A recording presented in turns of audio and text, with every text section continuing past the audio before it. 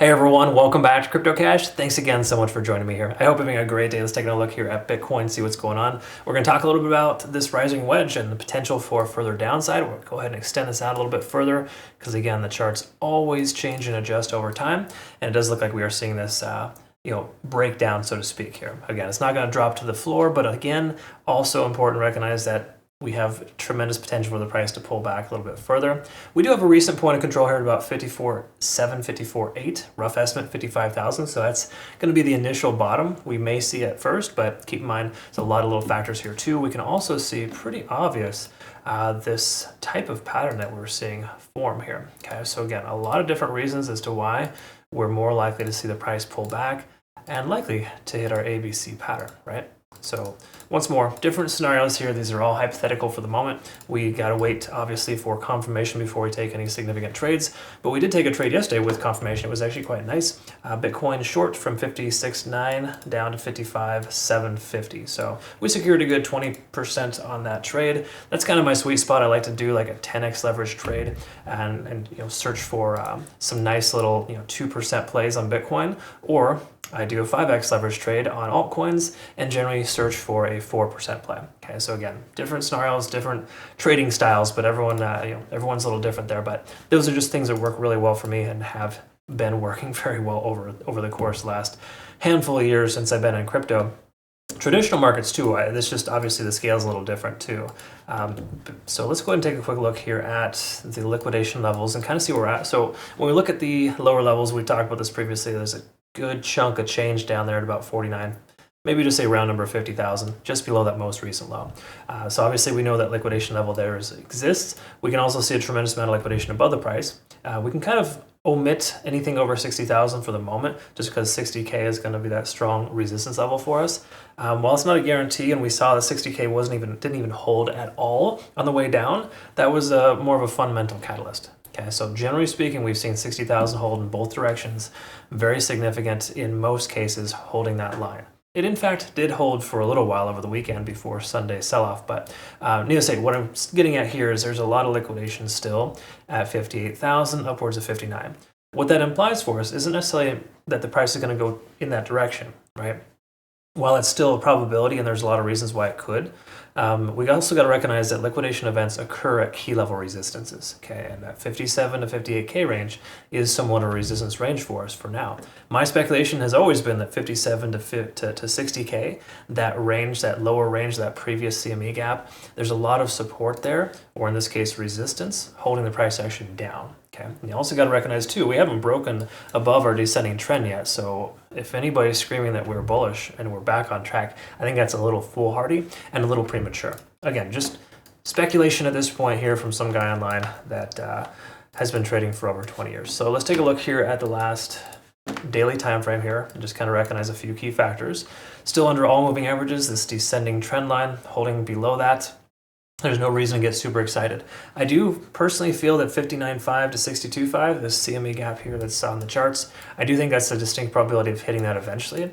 Do I think that's going to happen this week or next week?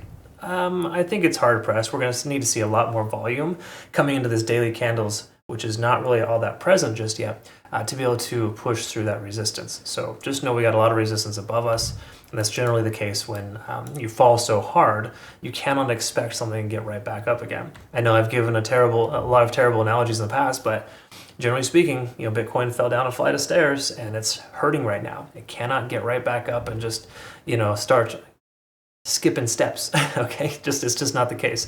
Bitcoin's in a wheelchair right now, for example, and it's going to take a little while for it to recover. Okay, I know we've seen some pretty sharp increases for Bitcoin in the past, but this is different. The amount of volume that we're seeing here, the amount of lower lows that we're establishing, is just not a good sign. Okay, the truth is though, also you got to recognize we do have some bullish patterns in the macro, and I got a lot of flack for this on TikTok. I think there's a lot more toxic people on TikTok, I've noticed. But what they did is they didn't like the fact that we have this descending, type of pattern here that generally breaks to the upside. So a lot of these patterns, they'll continue further up once they break. And that in combination with the CME gap leads me to believe we will see that 60 to 70K range again. Obviously, it's inevitable, but I do also think that it's not going to happen immediately. Okay. So just some friendly advice, try not to get too crazy with longs right now. Yesterday was a very good long day. Today's a different story unless you're trading dog with hat. This coin is doing pretty well on the recovery there. Once again, not a coin I particularly love to trade. All right, take a look here. We can see that we are bouncing off 30 on the RSI. We talked about this yesterday. Essentially a positive sign, just kind of that natural knee-jerk reaction. It doesn't necessarily imply, though, the price is going to sustain or continue much higher. It just tells us that we've got that natural, again, that knee-jerk reaction as I've discussed previously. So the daily time frame hasn't changed too much. We're still under most moving averages until we get back up over 50 on the RSI, which would put us at probably at the very least above 60,000. We don't have any reason to consider that we're like totally rocking and rolling, right? Bitcoin's back. Not even close. I would consider setting more spot limit orders on your on the way down, just in case. There's no guarantee it's going to happen, but me personally, I'm getting heavy between in the low 50s, upper 40s as far as limit orders are concerned, and they scale up to 1,000, 2,000, 3,000, inevitably 10, 20,000 for those entries. Now again, that's just me personally. That's how I do it. I like to dollar cost average on the way down, but once more, everyone has different strategies, so do what works best for you. My recommendation, though, is keep your leverage low and or your position size low, because it's not the kind of market that you should just kind of let things ride and go to the moon. Like there were some people in heavy profit on Solana yesterday, and they got greedy. Now they're back at break even or worse. Okay, so be careful. It's not the best conditions to hold on for too long.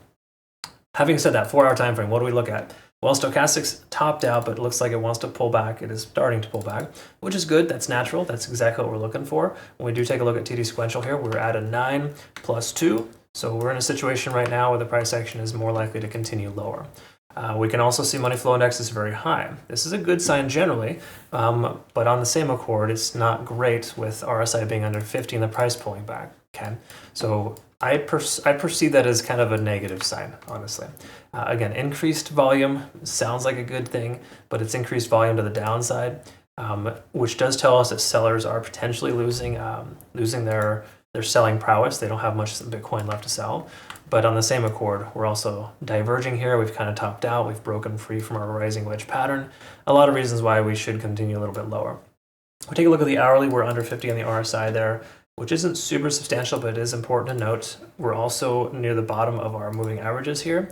And if we do take a look at the Ichimoku cloud, we can confirm we're still in good shape as far as the cloud is concerned. We got a lot of support below us between 55 and 56,000. That's good.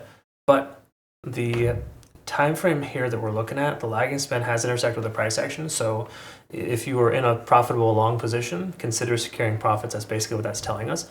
And then of course they got the conversion line, the baseline soon to intersect, letting us know the momentum has shifted. So generally speaking, the hourly time frame isn't terrible. It's just not great. This isn't something I like to look for or trade into. I do like that we are above the cloud, and that does reaffirm the fact that 55,000 is a likely support for us. At least 55 to 56 is a good support range. But I'm leaning more towards the price pulling back a little bit further. If it were to pull back further, let's go with a hypothetical here, and let's go ahead and pull up our fib levels here. In fact, why don't we do the fibs according to this pattern here, and just recognize that if the price action pulls back, 54,600 is a potential area of retracement there. That 0.32 is kind of the initial support, but 0.5 right around the 53 to 53,600 mark. That local, that local point of control here. We got this little area. This is probably going to be a support zone here. So 53.6 upwards of 54.6 is that area that we should see a lot of support. Okay. So again, if we see a bounce, it'll probably be in one of those two areas. All right, so that's kind of what we got here so far. Honestly, folks, it's not bad. It's not terrible. Just try not to convince yourself that we are back on track. Really, until we get over 60K, there's no reason to feel comfortable with that. On top of that, we want to be above this descending trend line and at least above some type of moving average on the daily. They're all hanging out there at about 63,000. We're a long ways away from breaking free and being awesome, okay? Truth is, you can be awesome if you want. That's a choice. Bitcoin can be a total idiot buffoon and we'll still trade it, right? So the key takeaway is that you got to make sure not to don't become what you eat, or there's a really good metaphor or analogy in there somewhere, but you know how great I am at those. So whatever, just figure it out yourself. Thank you so much again for watching. I hope you learned something today. Join us over on Bitunix, Phenomenal Exchange. They have a promotion going on right now. Make sure you take advantage of that. Specifically, my community members who have used my link to register, and also check us out on Twitter, Telegram, and Discord if you're curious about XYZ. I provide all my playout charts there. Hope you all have a good one. Thanks again for your time. We'll see you.